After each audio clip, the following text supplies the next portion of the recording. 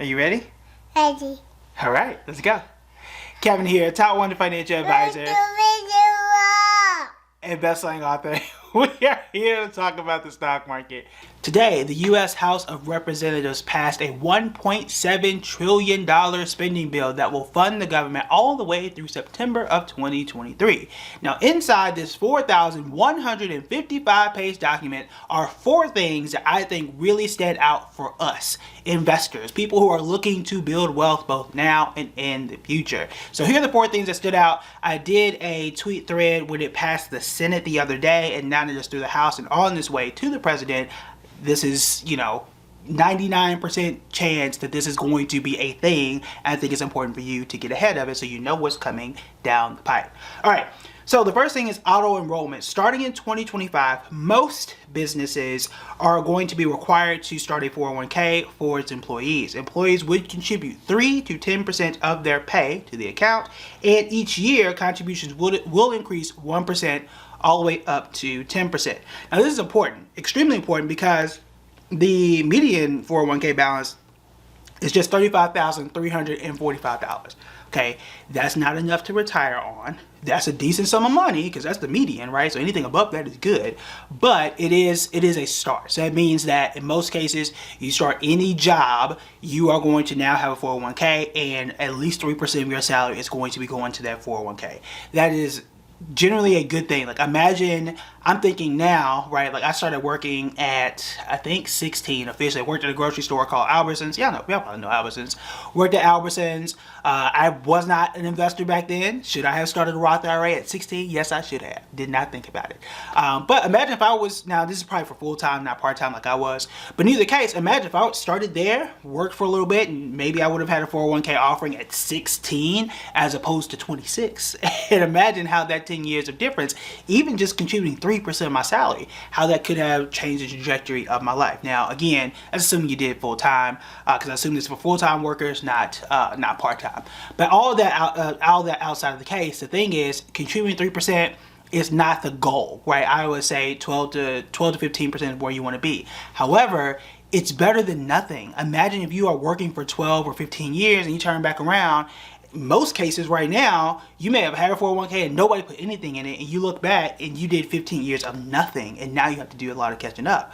Well, imagine for 15 years you were at least doing 3%, or you were at one place and started out as 3%, and every year started going up. So you can turn around and say, look, hey, at least I'm starting off with $35,000. Perhaps I'm starting off with $40,000. And now, as I'm subscribing to channels like this and commenting on channels like this, that I can decide to take that money, roll it over, and learn how to invest better, because at least I have a better starting point than starting at zero. I think that's extremely important. And it gets more people active in the market. And again, just gives people a starting point, a decent place to start and understand and move from as they go throughout their careers and through their investing journeys. So that's number 1. I thought that was obviously very excellent, the way I just kept ranting on about it. Now, the second one here is offering savings accounts through your job. So this bill offers employers to offer savings accounts. Employers can also auto-enroll and contribute no more than 3% of their salary into the savings. Now, this is important because, number 1, it is capped at $2,500, so it's not a whole bunch. And also, it's significant because 49% of Americans cannot cover a $400 expense. So something popped up, flat tire, car breaks down, $400. Close to half of Americans right now cannot cover that expense without going, into credit card debt or something like that. That is not good.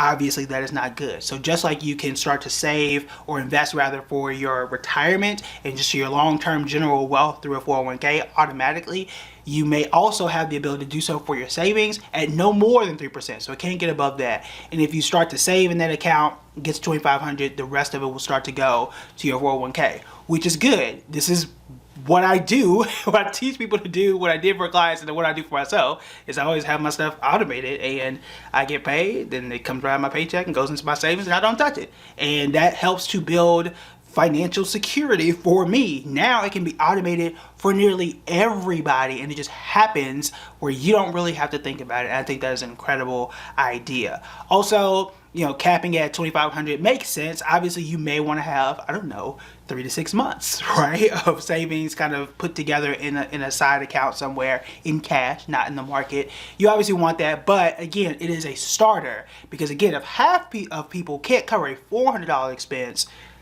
we need to do something, right? And it's already the money you should have been saving in most cases anyway. Obviously, you're going to have some choice. If you don't want to do it, I'm sure there's a way you can opt out, but I don't know why you would not want to save your own money anyway. So that is one thing that I think is excellent, that I think is going to help out millions of people who would not save otherwise, especially if it's already coming out of your check and you're already used to it. It's just 3%.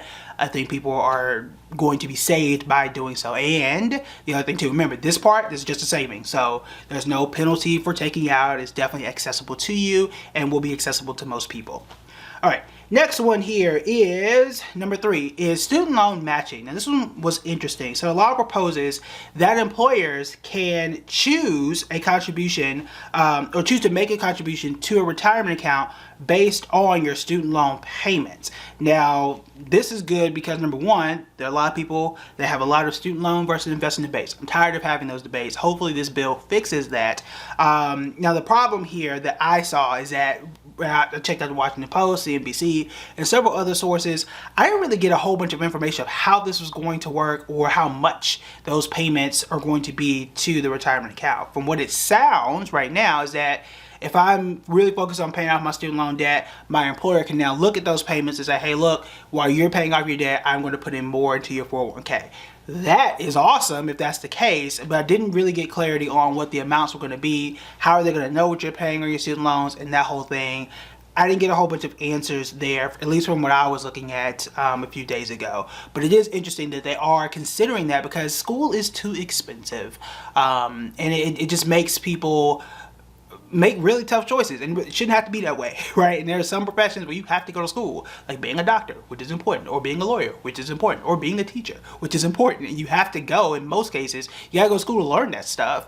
So why should you have to pay that much to go to school and then come out and not be able to just take care of your basic needs in terms of just saving and investing? So we'll see how that one really plays out. I'm interested to see how it plays out, but that is something that really stood out to me.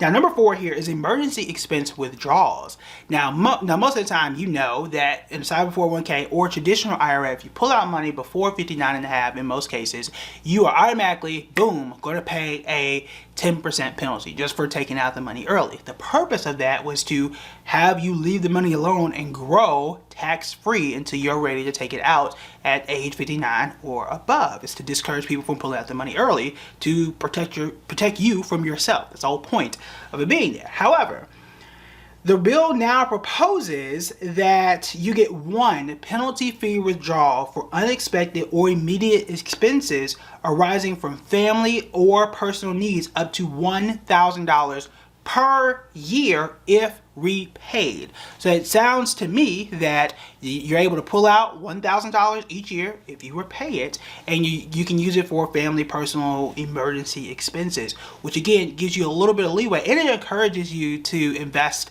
on your behalf as well. Because I get a lot of, well, what if I need the money right now and I run into a dire situation, I can't do anything? Well, now, provided that this emergency is $1,000 less, you can pull that out, pay yourself back. No harm, no foul, which I think is excellent. And also when you combine it with the other parts of it, you are automatically contributing to your 401k, which means that you might actually have $1,000 to pull out if needed. But also you may also have the ability to have a savings account too. So if you run into an emergency, you can have up to $2,500 or $2,500 to pull out without any taxes or penalties there, and then have the additional $1,000 from your 401k if needed. Now, should you pull money out of your 401k for emergencies? That wouldn't be my first choice, but if you've already exhausted your savings and you don't have any other places to go, it could make sense. But I think it was a smart addition or wrinkle to the rule that was added, and I do agree with it. Obviously, no bill is perfect. it's America. But it is something that I think generally goes in the right direction, especially for where we are today, with just the state of retirement savings, the state of investing. I think the most important thing is that doing things there's a whole book called The Automatic Millionaire, and that's really what got me into finance as a whole. But having the ability and access to say, look, you are working somewhere full-time, we're going to give you a 401k and we're automatically going to sign you up at 3%. Right now, if you want to save less than that or invest less than that, that's on you. I don't think that's the best idea. However, by default, most people are lazy, myself included. I just go with the flow in most cases. So if I go and just do my job and mind my own business, worst case scenario, I'm walking out with 3% a year. And the longer I stay, the higher that percentage goes and the more money I can invest on my behalf. So at least I'm walking away with money. And I think that's the most important thing, because you don't want to spend your life working somewhere and get $0 out of it. But also, I've run into situations as an advisor where I'm talking to a client, they show me a statement and they just put money away in their 401k and it wasn't invested in anything. I think this could be a way to avoid that as well, because in most cases when they do auto enrollment, they will usually put you in what is called a target date fund. If you don't know what a target date fund is, I've done entire videos on those, but essentially it says, look, your target date, the date you're supposed to retire, is 2050, so we're going to invest and put your money in an investment where it is supposed to be aggressive now and gets less aggressive as you get to 2050, your target date. So it really just does everything for you. The best, easiest way to be hands-off if you don't care to stare at your statements and do all that kind of stuff every month or every quarter, which, you know, every month is a lot. Quarterly, I think, is probably better. But aside from all that, I think these are 4 great changes for us, for investors. What's inside the rest of the bill, they can deal with that at whatever political channel. I don't have time for it. But for us, for investors, I think there were a lot of wins for us that should take effect in 2025. A few of these may take effect in 2023. But in general, I'm happy about these. Let me know which one of the 4 that I found that you are most excited about in the comments below. And what would you add? What are some things that you would say, look, I would have loved for this thing to be included in this bill so that I can do X, Y, and Z. Would love to hear your thoughts. All right, that is it for me. I've got some other recordings I've got to do. We got to remember it's only video that's probably come out tonight or tomorrow, and then got to get content ready for the end of the year. Moving day is upon us, so it's time to get rid of some stocks. It's time to add some new stocks to the portfolio. So I'm excited to let y'all know what those will be next week, as well as talk about taxes and a few other things. All right, that is it for me. Talk to you later.